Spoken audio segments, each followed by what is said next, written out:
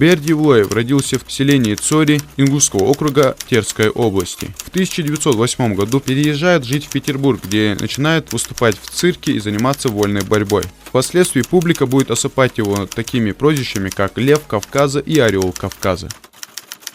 Итак, первым известным нам представителем нашего народа, профессионально занимавшимся спортом, считается знаменитый борец вольного стиля Берд Евлоев.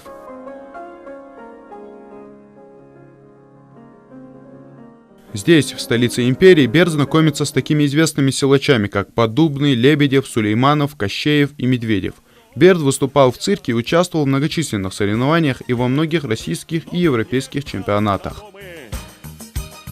Нас можно победить, но нас сломать нельзя. Вольная борьба, это не увлечение. Девизом Берда был «Каждый человек может и должен быть сильным». В круговерте революции Берд Евлоев добровольно вступает в ряды Красной армии в Петрограде. Через некоторое время Евлоев переезжает жить на Кавказ, где участвует в установлении советской власти в Терской области.